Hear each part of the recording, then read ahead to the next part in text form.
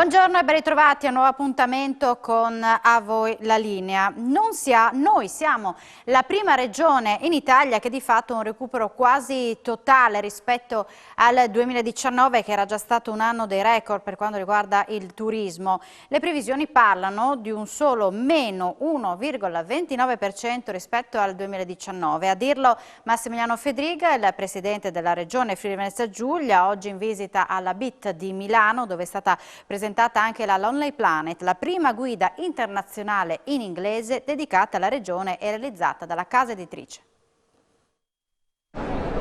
Stiamo avendo dei segnali importanti nella risposta turistica nella nostra regione anche per il 2022.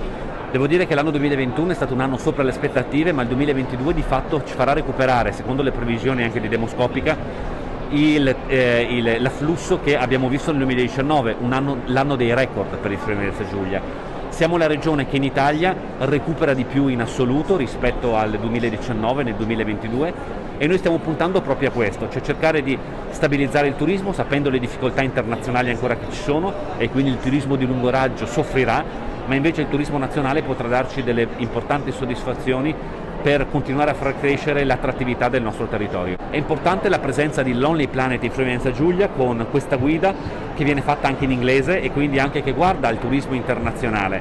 Noi su questo dobbiamo ovviamente, è un lavoro di prospettiva che non riguarda pochi mesi ma riguarda degli anni su cui dobbiamo lavorare sulla promozione sicuramente ma anche sulla raggiungibilità del nostro territorio.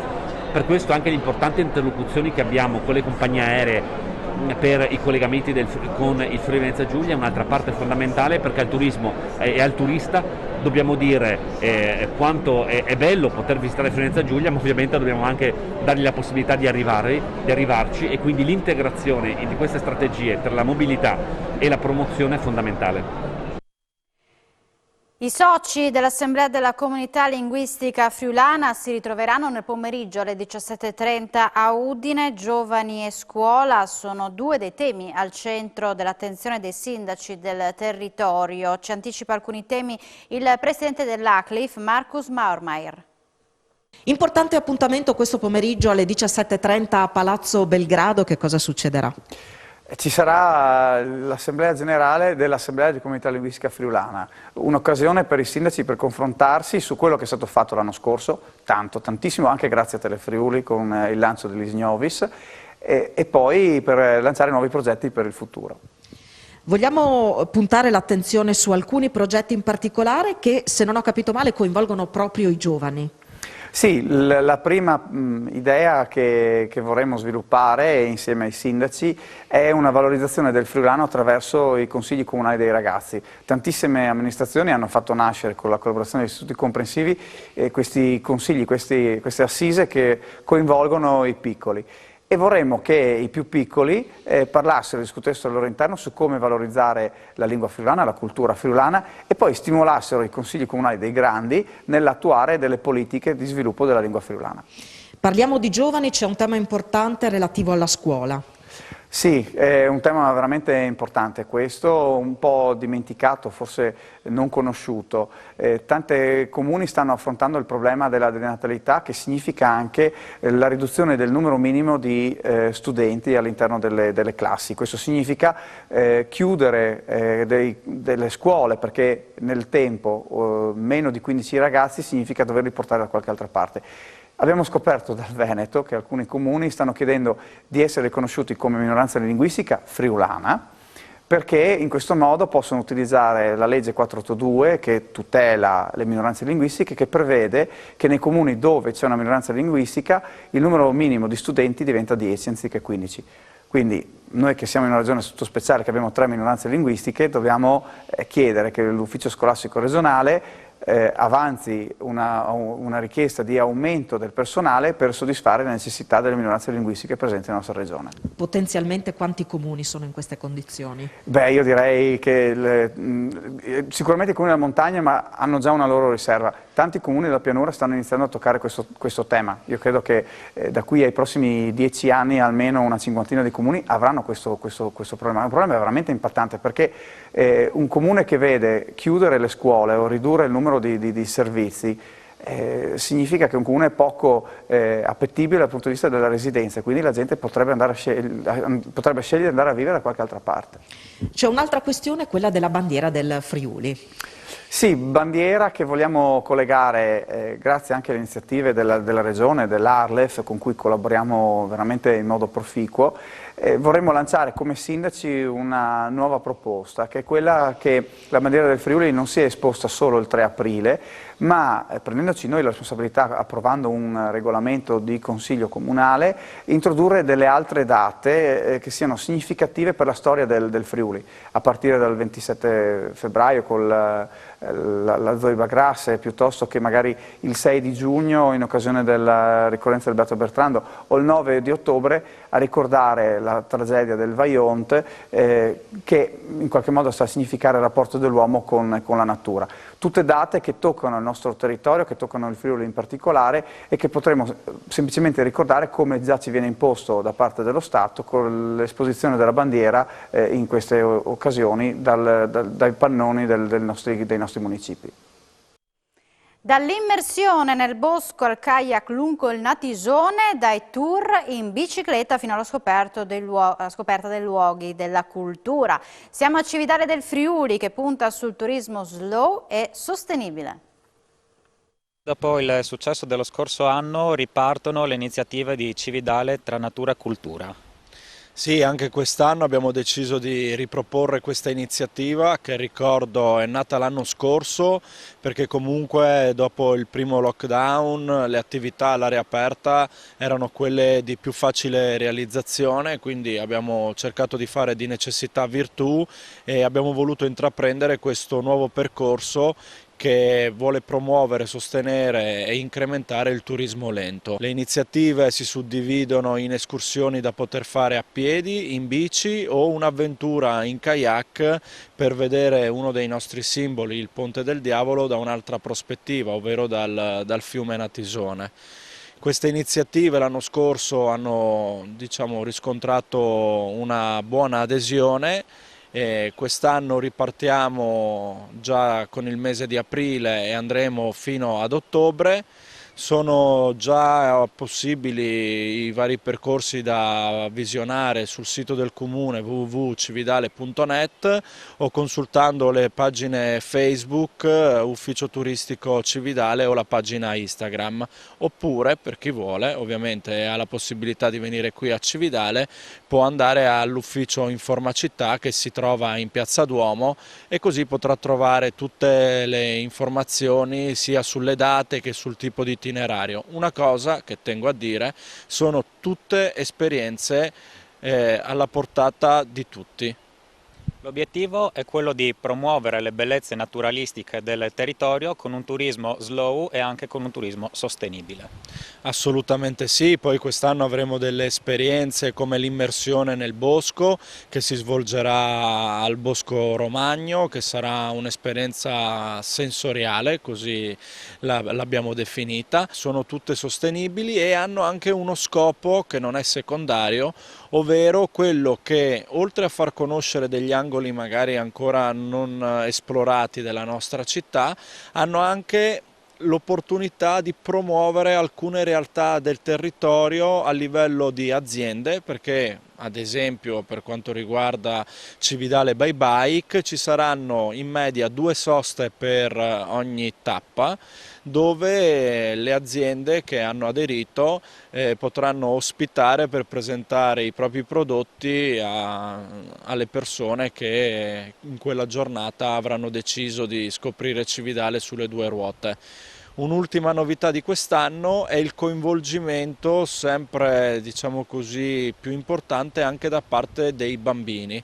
Ci saranno appunto delle date in cui possono venire tranquillamente le famiglie e gli adulti potranno fare un certo tipo di esperienza a livello di scoperta, mentre i bambini, con personale ovviamente dedicato e specializzato, potranno fare delle attività che gli permetteranno di conoscere la nostra città da un altro punto di vista. E con queste belle immagini di Cividale del Friuli chiudiamo la prima parte di A Voi la Linea. Ci vediamo tra poco.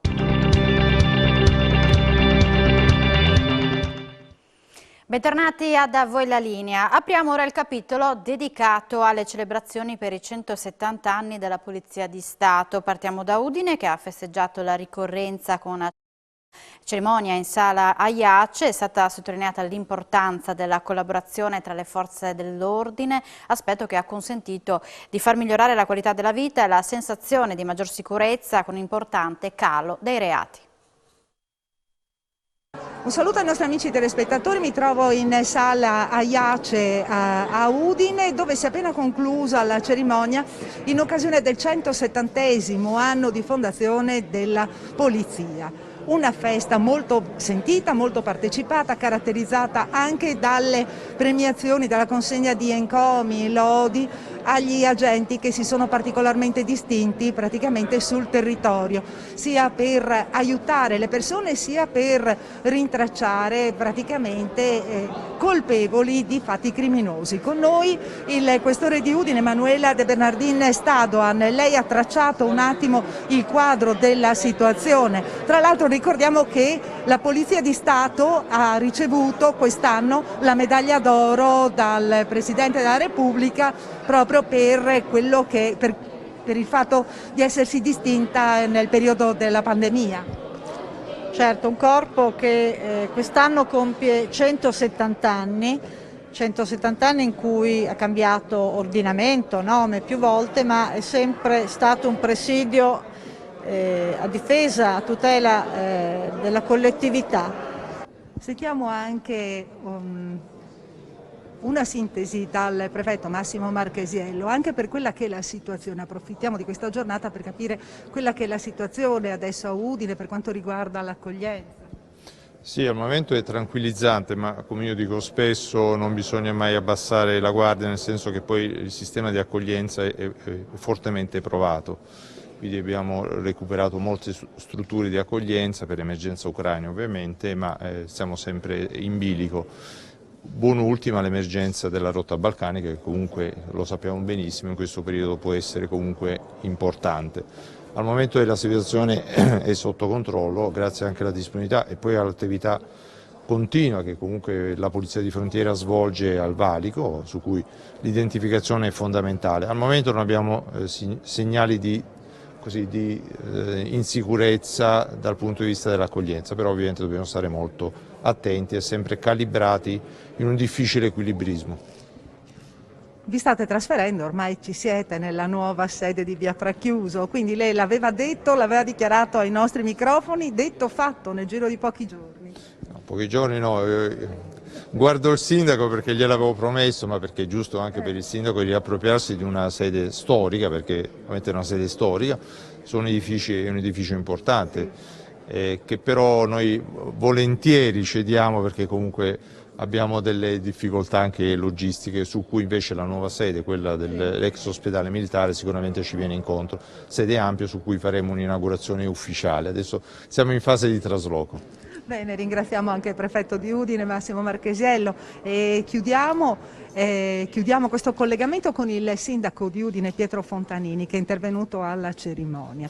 Ecco, il messaggio della città di Udine alla Polizia di Stato, che tanto si sta adoperando per la salvaguardia dei cittadini. Nel messaggio di ringraziamento noi siamo grati alla Polizia di Stato perché la presenza sul territorio in città ma anche su tutta la provincia è fondamentale per dare sicurezza ai cittadini, perché abbiamo bisogno di sicurezza. Vediamo che cosa succede a livello internazionale, ma anche la cosiddetta microcriminalità che persiste sul nostro territorio. È fondamentale che la Polizia di Stato sia presente, che intervenga e che reprima i reati. Abbiamo sentito dal questore che le cose sono migliorate negli ultimi anni, io sono veramente soddisfatto perché l'impegno con la nostra Polizia locale, con la Polizia di Stato, i Carabinieri, la Guardia di Finanza è costante e continuo, però i risultati stanno arrivando. La città di Udine sta migliorando la qualità della vita anche sotto l'aspetto proprio del problema dei reati e quindi di una sicurezza più diffusa, più certa, più presente nella nostra città.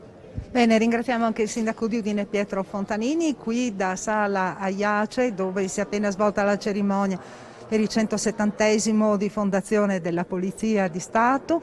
È tutto e restituisco la linea allo studio. Grazie Isabella Gregorato. Ora ci trasferiamo a Pordenone, anche lì si è celebrato il 170° anniversario della Polizia di Stato con una cerimonia nella sala consiliare dell'ex provincia. Nell'occasione è stato fatto anche il bilancio dell'ultimo anno di attività. A fare il punto è il questore Luca Carocci. Signor Questore, oggi la festa della Polizia, occasione anche per fare un bilancio di quanto è stato fatto insomma, in quest'ultimo anno. Sì, come ho ricordato nel mio intervento, è stato un anno, quello appena trascorso, in cui i risultati che si sono raggiunti sono veramente molto lusinghieri e continuiamo su questa linea con le emergenze che poi si sono succedute nei primi mesi di questo 2022 e faccio riferimento in particolare al Covid-19 che ancora non è debellato e soprattutto all'emergenza dei profughi ucraini che abbiamo sostenuto e accolto nel miglior modo possibile. Ecco, sul fronte dei dati qual è la situazione?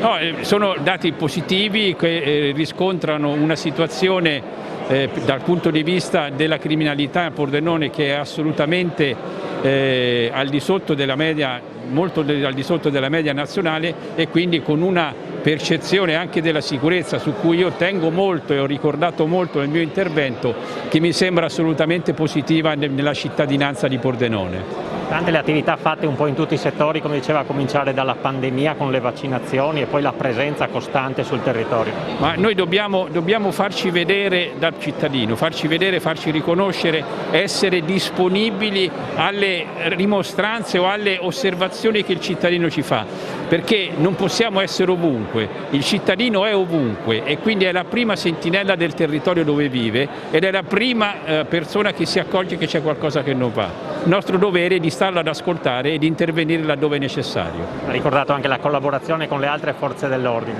Assolutamente, è molto positiva.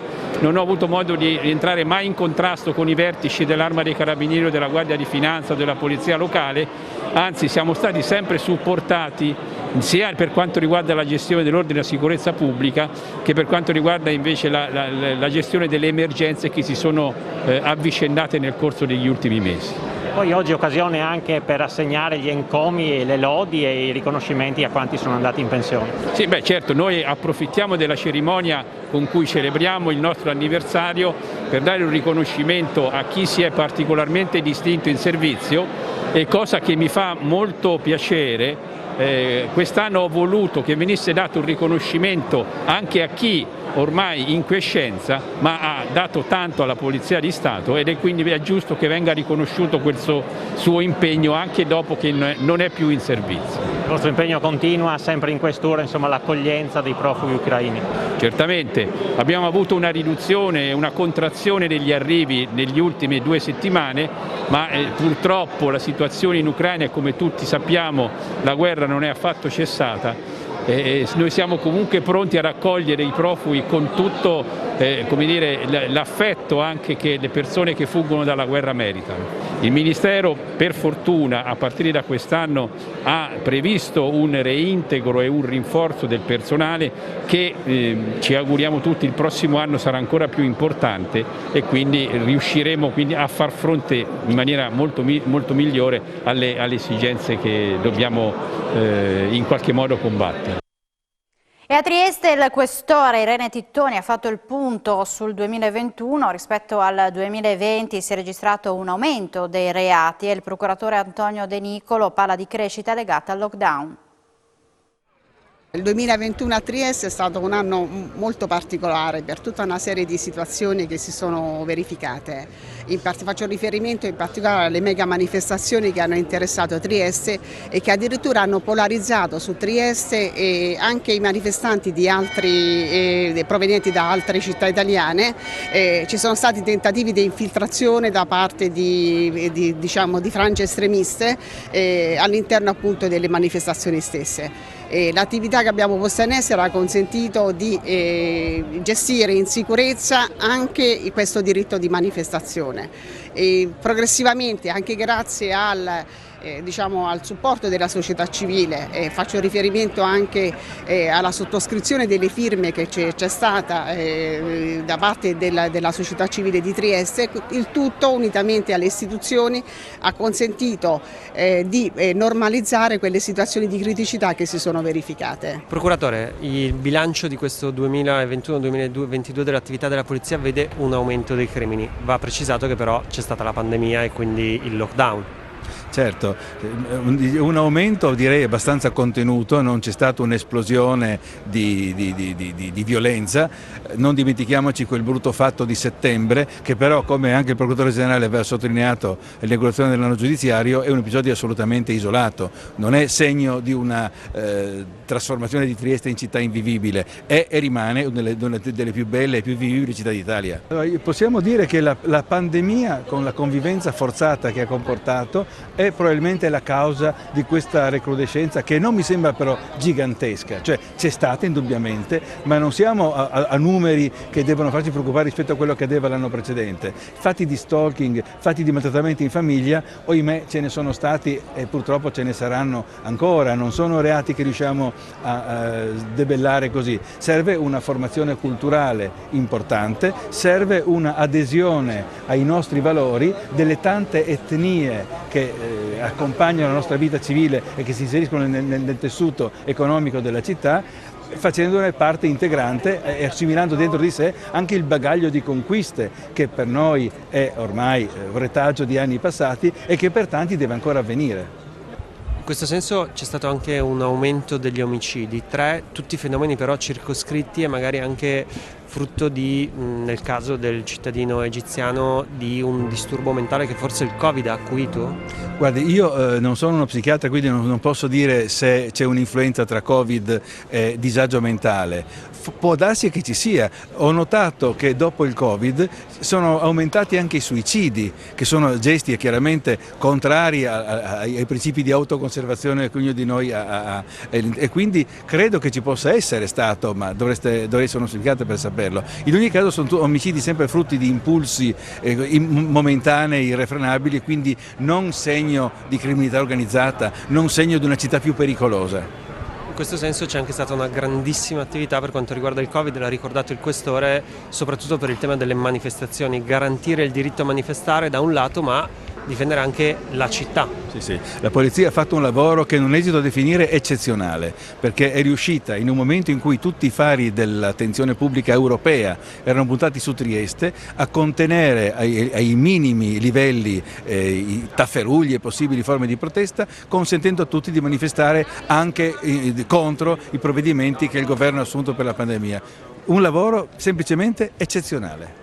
C'è anche grande rapporto tra istituzioni e forze dell'ordine, in questo senso un surplus di questa città, un valore aggiunto. Assolutamente sì, insomma, a Trieste io mi sono inserito in una tradizione che funziona da decenni di rapporti eccellenti tra la magistratura, la polizia, i carabinieri, la guardia di finanza e tutti in generale gli operatori che ci assicurano la correttezza nell'adempimento del dovere dell'ordine pubblico. Ed ora ci colleghiamo con Daniele Paroni per alcune anticipazioni sulla puntata dello Scrigno in onda questa sera alle 21. Te la linea. Grazie della linea, siamo sul ponte sul lago di Verzegnis, un luogo che vi suggerisco di visitare. Siamo qua per lanciarvi la trasmissione di questa sera che trasmetteremo proprio qui da Verzegnis. Parleremo di indemoniate sulla scorta del libro di Raffaella Carnielutti. Allora, Sindaco, le indemoniate è un argomento che ci porta nella notte dei tempi.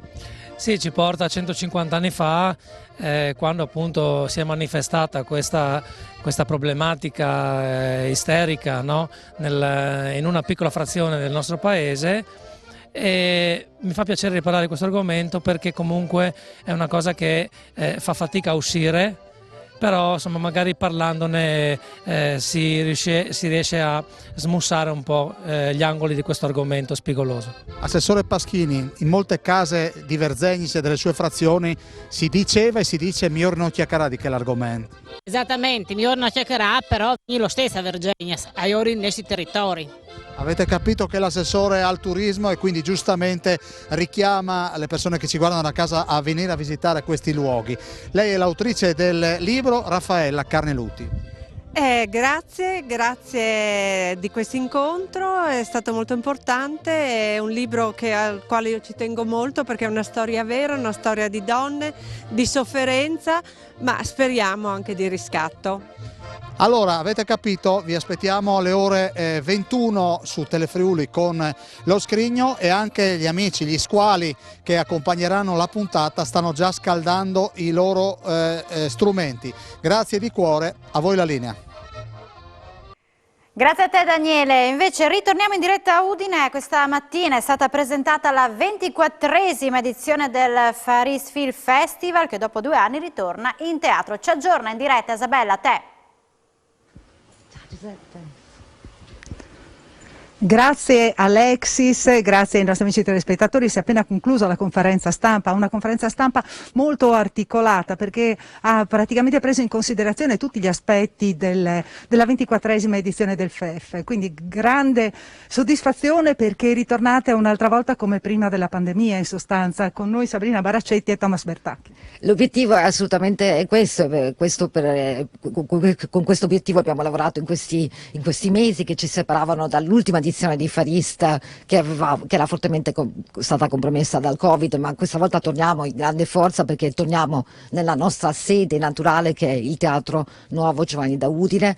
Avremo le proiezioni sia lì che al Visionario, abbiamo un ampio numero di personalità che si muoveranno dall'Asia per raggiungere la nostra città, per cui siamo molto felici di dare loro il benvenuto. Abbiamo 72 titoli, tra cui appunto 13 anteprime mondiali e moltissime star, per cui partiamo con il premio alla carriera a Takeshi Kitano, una leggenda del mondo internazionale, ma continuiamo anche con Steffi Tang, che è uno dei nomi da Hong Kong che vorremmo lanciare. Lei ad Hong Kong ovviamente è molto conosciuta, qui ancora no, ma ci auguriamo che appunto, come è successo in molte altre occasioni in passato, che Udine porti ulteriore fortuna a questi attori che poi dopo Udine raggiungono anche il pubblico occidentale.